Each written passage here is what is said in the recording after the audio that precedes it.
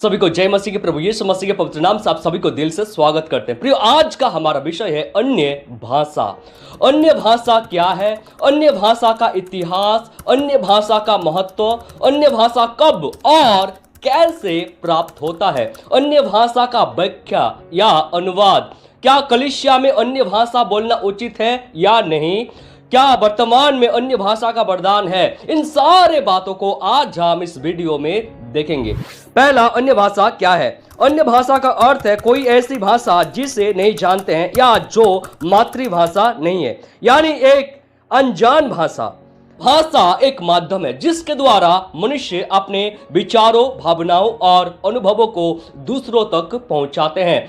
भाषा के द्वारा ही हम एक दूसरे के साथ जुड़ते हैं। वर्तमान में गूगल के अनुसार इस संसार में करीब 7,159 भाषाएं हैं, लेकिन यदि देखा जाए प्रियो, शुरू में एक ही भाषा था। हजारों साल पहले पृथ्वी में एक ही भाषा बोला जाता था, परंतु हम जब देखेंगे उत्पत्ति उसका 11 अध्याय का 1 से 9 पद तक के वचनों को, वहां पर हम देख सकते हैं कि मनुष्य जब घमंडी हो गया, अपना नाम कमाना चाहा और परमेश्वर की आज्ञा को तोड़ने का विचार किया, तब परमेश्वर ने उनकी भाषा में गड़बड़ी डाली और वे विभिन्न प्रांतों में चले गए। इस प्रकार भाषा का विभाजन हुआ और लोग अलग अलग भाषा में बोलने लगे।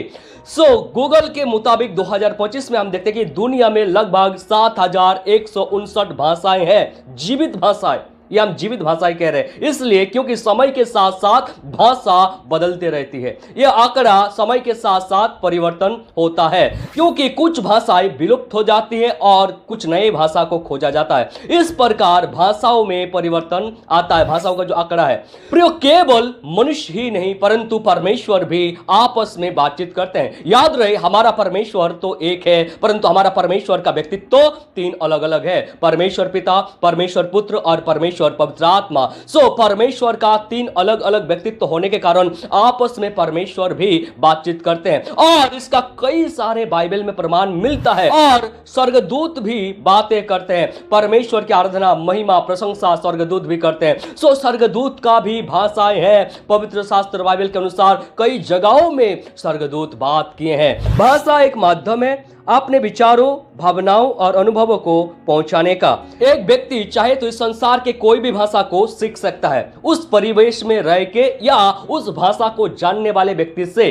कोई भी भाषा बुद्धि, समझ और विवेक के बिना सीखना और बोलना असंभव है, परंतु जो पवित्र आत्मा का वरदान अन्य भाषा है या जो पवित्र आत्मा का बपतिस्मा का चिन्ह अन्य भाषा है, उस भाषा को सीखा नहीं जा सकता। वह भाषा सीखने वाला भाषा नहीं है, वह भाषा पवित्र आत्मा परमेश्वर स्वयं देता है। यस, आप कभी भी पवित्र आत्मा के द्वारा जो वरदान है अन्य भाषा, उस भाषा को आप सीख नहीं सकते। यदि आप कोई भाषा सीखते हैं तो अच्छी बात है, वह पवित्र आत्मा का वरदान, अन्य भाषा का वरदान जो है बाइबल में लिखा है, वह भाषा नहीं होगा। पवित्र आत्मा का जो वरदान अन्य भाषा है या जो पवित्र आत्मा का बपतिस्मा का चिन्ह अन्य भाषा है, वह भाषा केवल पवित्र आत्मा परमेश्वर के द्वारा ही प्राप्त किया जा सकता है। यह एक अलौकिक उपहार है। पवित्र आत्मा का बपतिस्मा का चिन्ह है अन्य भाषा। पवित्र शास्त्र बाइबल में कई जगहों पर हम देख सकते हैं कि जब लोगों ने पवित्र आत्मा का दान पाया तब वे अन्य अन्य भाषा में बोलने लगे। प्रेरितों के काम उसका 2 अध्याय 1 से 4 तक के वचनों को वहां पर हम देख सकते हैं। पिंतेकुस्त के दिन 120 जन जो गलीली भक्त थे, वे सब जब पवित्र आत्मा का बपतिस्मा पाया, वे अन्य अन्य भाषा में बोलने लगे। जब सामरियों के विश्वासियों ने पवित्र आत्मा का दान पाया तो वे अन्य अन्य भाषा में बोलने लगे। यहूदिया का विश्वासी को देखिए, यहूदिया का विश्वासी भी जब पवित्र आत्मा का दान पाया, वे अन्य अन्य भाषा बोलने लगे। उसके बाद कुरनेलियुस के घर में पतरस ने परमेश्वर के वचन को सुनाया। जितने भी जन उस वचन को सुना, ग्रहण किया, वे सब पवित्र आत्मा से भर गया और वे अन्य अन्य भाषा में बोलने लगे। उसके बाद इफिसुस के कुछ चेलों को हम देख सकते हैं जो पवित्र आत्मा का दान पाने के पश्चात अन्य अन्य भाषा में बातें किया। उसके बाद हम देख सकते हैं कि कुरिन्थियुस कलीसिया के विश्वासी अन्य भाषा बोलते थे। प्रेरित पौलुस कहते हैं कि तुम सबसे अधिक मैं अन्य भाषा में बातें करता हूं, अन्य भाषा बोलता हूं। सो प्रेरित पौलुस भी इस अन्य भाषा का वरदान को पाए थे। वर्तमान में भी अनेक पवित्र भक्तों ने अन्य भाषा में परमेश्वर का महिमा करते हैं, परमेश्वर का स्तुति करते हैं, प्रियो अन्य भाषा बोलते हैं। सो अन्य भाषा पवित्र आत्मा का बपतिस्मा का चिन्ह है। दूसरा, अन्य भाषा का इतिहास। प्रेरितों के काम के पुस्तक जब हम पढ़ेंगे दूसरा अध्याय में हम देख सकते हैं प्रभु यीशु मसीह के स्वर्गारोहण के बाद पिंतीकुस्त के दिन प्रभु यीशु मसीह के प्रतिज्ञा के अनुसार उनका बाँट जोड़ने वाले जो कि लगभग 120 जन थे, वे पहली बार अन्य भाषाओं में बात करना शुरू किया। यस, यह एक आध्यात्मिक उपहार है जो परमेश्वर की ओर से मिलता है। क्या प्रेरितों के काम दूसरा अध्याय में पेंतिकुस्त के दिन में 120 गलीली भक्त पवित्र आत्मा पाने के बाद जो अन्य भाषाएं बोले थे वह केवल पृथ्वी का ही भाषा था? कई सारे लोगों का विचार है कि पेंतिकुस्त के दिन 120 जो गलीली भक्त थे जो अन्य भाषा पाया था वह पृथ्वी का ही भाषा है। केवल 16 ही भाषा में बात किया? नहीं, विभिन्न प्रकार के भाषा, अलग अलग भाषा में सब कोई बात कर रहे थे। कुछ लोग समझ पाए, कुछ लोग नहीं समझ पाया। केवल एक ही भाषा जानने वाले व्यक्ति वहां पर नहीं था। 16 भाषा को जानने वाले या उससे भी अधिक भाषा को जानने वाले यहूदी व्यक्ति वहां पर थे। और वे जब उनके जो अन्य भाषा में बोल रहे थे उनकी बातों को जब सुना तब कह रहे थे कि ये तो मेरा ही भाषा है। वे लोग चकित हो गया था कि ये लोग तो यहूदी है, ये लोग कैसे हमारे भाषा में बोल सकता है। और जो लोग नहीं समझ पाया वे लोग ठट्ठा करने लगा। आज भी ऐसे ही होता, ठट्ठा करने वाले हैं, ठट्ठा करते हैं। परमेश्वर के वचन के विरुद्ध में, पवित्र आत्मा के विरुद्ध में आज भी बात किया जाता है। गूगल भी सारे भाषाओं का अर्थ नहीं बता सकता इस संसार में जितने भी भाषा है, परंतु विरोध करने वाले कहते हैं कि अन्य भाषा कुछ है ही नहीं। जाके पूछिए तुमको कितना भाषा आता है। इस संसार में 7159 से भी अधिक भाषाओं में बोला जाता है। और भी ऐसा बहुत सा टापू है, ऐसा बहुत सा जंगल है, ऐसा बहुत सा जगह है जहां के लोगों का भाषा आज तक कोई समझ नहीं पाया। ऐसा भी बहुत सारा लिपि है जिस लिपि को लोग पढ़ नहीं पाते, समझ नहीं पाते। सो क्या वे भाषा नहीं है क्योंकि हम उनको समझ नहीं पाते? ये मूर्खता है। सो भाषा कई प्रकार के हैं और कई बार हमें दूसरों का भाषा सुनने में अजीब सा लगता है क्योंकि वह भाषा का ज्ञान हमारे पास नहीं है, हम वह भाषा नहीं जानते हैं। इसीलिए कई बार शायद हमें उटपटा लगे, शायद कई बार गलतियां लगे या सुनने में कई बार खराब लगे। मलयाली में हाथ को चोर बोला जाता, हिंदी में चोर का मीनिंग अलग है। हम हिंदी में इसको हम लोग बाल बोलते हैं, लेकिन बांग्ला में उसका खराब मीनिंग है। या बहुत सारे ऐसा बात भी है तमिल में या मराठी में, गुजराती में या अलग अलग भाषाओं में बहुत सारा ऐसा होंगे जो शायद हिंदी में सुनने में वो गाली लगे। तो क्या ये सब खराब भाषा है? क्या हिंदी भाषा खराब है? नहीं है। कोई भी भाषा कभी भी खराब नहीं होता है। हर एक भाषा का अपना अलग अलग मीनिंग है, हर एक भाषा का महत्व है।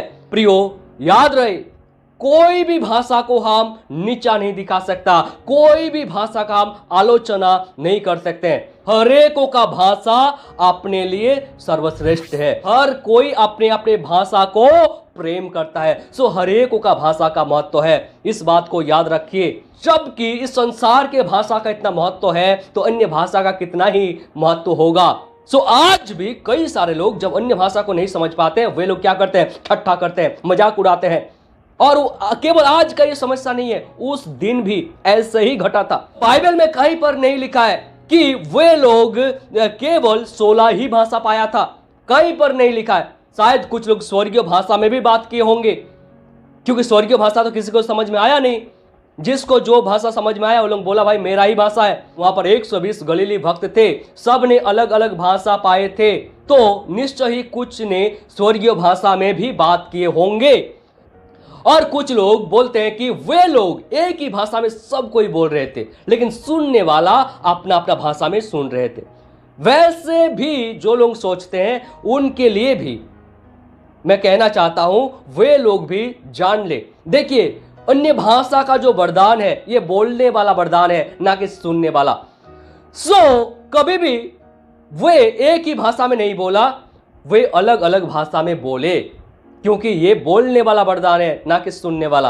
और पहले शताब्दी से लेकर आज तक हर पीढ़ी में पवित्र भक्तों ने अन्य भाषा बोलते हुए आया, अन्य भाषा बोले, अन्य भाषा में परमेश्वर का महिमा किया, अन्य भाषा में प्रभु का स्तुति प्रशंसा किया।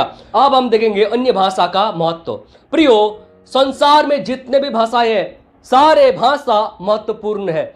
जिस भाषा का लिपि नहीं है वह भाषा भी महत्वपूर्ण है। बहुत सारा भाषा का लिपि नहीं है, कुछ कुछ भाषा है जिसका लिपि अभी बनाया जा रहा है, और कुछ कुछ भाषा जिसका लिपि हाल ही में बनाया गया। लिपि हो या ना हो, सारे भाषाओं का अपना खुद का एक महत्व है। मानवीय बुद्धि से बोले जाने वाली भाषाओं का इतना महत्व है, तो सोचिए स्वर्गीय भाषा का या पवित्र आत्मा के द्वारा दिया हुआ भाषा का कितना ही महत्व होगा। देखिए, इसका कुछ महत्व के बारे में आज हम चर्चा करेंगे। पहला, अन्य भाषा मनुष्यों के बुद्धि से नहीं परंतु परमेश्वर के सामर्थ्य से बोली जाती है।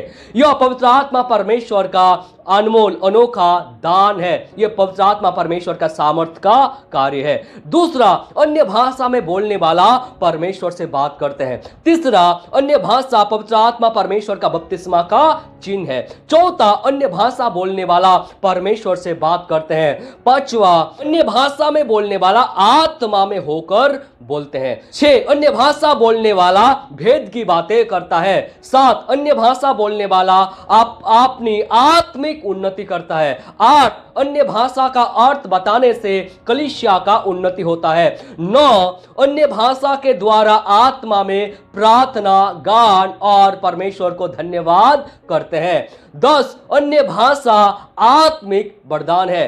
11, यह अविश्वासियों के लिए चिन्ह है। 12, प्रेरित पौलुस सबसे अधिक अन्य भाषा में बात करते थे या अन्य भाषा बोलते थे। जिस प्रकार आत्मिक आराधना में भजन, उपदेश आदि बातों का स्थान है, उसी प्रकार अन्य भाषाओं का भी स्थान है। प्रेरित पौलुस कहते कि अन्य भाषा बोलने से मना ना करो। इस अनुभव को प्रभु यीशु मसीह के प्रेरितों, भाई, माता और पहली शताब्दी के कलीसिया के विश्वासीगण सब कोई प्राप्त किए थे।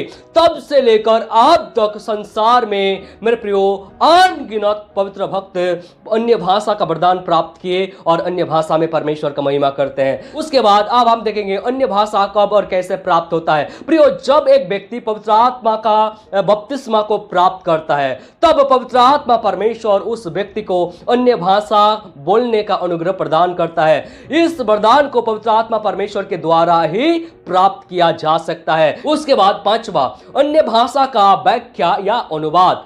कई सारे लोग सिखाते हैं कि जब तक अन्य भाषा का अनुवाद करने वाला ना मिल जाए तब तक अन्य भाषा में बात ना करे, अन्य भाषा को ना बोले। इस प्रकार के कई सारे लोग सिखाते हैं, कई सारे गंध फैला के रखे हैं। प्रियो, आज हम देखेंगे कि क्या सच में अन्य भाषा बोलने के लिए या अन्य भाषा का अनुवादक होना जरूरी है क्या। तो देखिए, इसको हम 3 भागों में बांट सकते हैं। पवित्र शास्त्र बाइबल में इसके बारे में 3 अलग अलग बातों को बताते हैं। पहला, व्यक्तिगत, यस, अन्य भाषा पाया हुआ व्यक्ति आत्मा में होकर परमेश्वर से बात करते हैं और उनके बातों को परमेश्वर को छोड़ किसी को समझ में नहीं आता, दूसरा कोई समझ ही नहीं सकता। इस प्रकार की जो भाषा है, इसके लिए अनुवादक का आवश्यकता नहीं है, क्योंकि ये दूसरों के लिए नहीं है, ये खुद के लिए है। मेरे प्रियो, ये वो व्यक्ति और परमेश्वर का बीच में बातचीत होने वाला भाषा है। वह व्यक्ति आत्मा में होकर परमेश्वर से बात करते हैं, वह व्यक्ति परमेश्वर के साथ जुड़ते हैं, परमेश्वर से बातें करता है। इसका अनुवाद का क्या आवश्यकता है? और वहां पर लिखा है कि कोई समझ नहीं सकता। सो ये व्यक्तिगत है और इसके लिए अनुवाद करने वाला का आवश्यकता नहीं है, अनुवादक का आवश्यकता नहीं है। दूसरा प्रकार का जो है प्रियो, देखिए, श्रोताओं का जानने वाला भाषा। अन्य भाषा पाया व्यक्ति आत्मा में होकर अन्य भाषा में बोलते हैं और उनके बातों को सीधी तौर पर श्रोता समझ पाते हैं, परंतु बोलने वाला व्यक्ति उस भाषा को नहीं समझता। यानी हमारा जो श्रोता है, सुनने वाला जो है, उसी के भाषा में सीधे तौर पर बोला जाने वाला भाषा। जैसे कि हम देख सकते हैं कि पेंतिकुस्त के दिन में हुआ था, वहां पर कुछ लोग समझ पाए थे, तो वहां पर कुछ पवित्र भक्त श्रोताओं के भाषा को प्राप्त किए थे, श्रोताओं के भाषा में परमेश्वर का महिमा किए थे।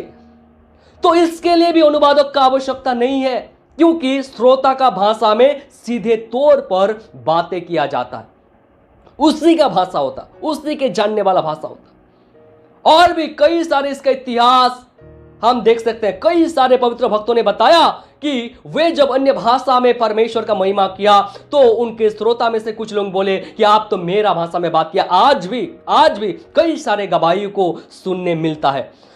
इस प्रकार के भी जो अन्य भाषा है, इसके लिए भी अनुवादक का आवश्यकता नहीं है। और तीसरा प्रकार का जो अन्य भाषा है, प्रयोग कलीसिया और समूह के लिए, जो सार्वजनिक रूप से बताने वाले, घोषणा करने वाले हैं। अन्य भाषा पाया हुआ व्यक्ति आत्मा में होकर अन्य भाषा में कलीसिया या समूह को सिखाते, समझाते, चेतावनी देते या भविष्य के बातों को बताते हैं। इसके लिए अनुवादक का आवश्यकता है, इसके लिए अनुवादक चाहिए। यदि आप कलीसिया में कुछ घोषणा करते हैं, कुछ सिखाते हैं या कलीसिया में भविष्य के बारे में कुछ बातों को बताते हैं, तो उसके लिए अनुवादक होना जरूरी है, क्योंकि वह सार्वजनिक है, सबों के लिए, कलीसिया के लिए, समूह के लिए, झुंड के लिए, लोगों के लिए। तो उसके लिए अनुवादक का होना अनिवार्य है। अन्य भाषा का अर्थ बताने वाला होना चाहिए। यदि आपके पास अन्य भाषा का अनुवाद करने वाले ना हो, तो जो भाषा कलीसिया समझती है इस्तेमाल करना चाहिए, वही बेहतर होगा। उसके बाद, क्या कलीसिया में अन्य भाषा बोलना उचित है? यस, बहुत सारे लोग कहते हैं कि कलीसिया में अन्य भाषा बोलना चाहिए कि नहीं चाहिए। बोलना चाहिए, लेकिन याद रहे कि यदि कोई बातों को घोषणा करना है, कुछ बातों को बताना है, कुछ सिखाना है, कुछ समझाना है, भविष्य के बातों को बताना है, तब अनुवादक चाहिए। लेकिन व्यक्तिगत रूप से आप अन्य भाषा बोल सकते हैं। आप जैसे व्यक्तिगत रूप से परमेश्वर का धन्यवाद देते हैं, परमेश्वर का महिमा करते हैं, स्तुति करते हैं, आराधना के बीच में कई बार परमेश्वर का धन्यवाद, स्तुति, प्रशंसा, महिमा करते हैं, उसी बीच में आप चाहे तो अन्य भाषा में भी परमेश्वर का महिमा कर सकते हैं। लेकिन याद रहे, यह व्यक्तिगत रूप से होना चाहिए, दूसरों को आकर्षित या डिस्टर्ब किए बिना।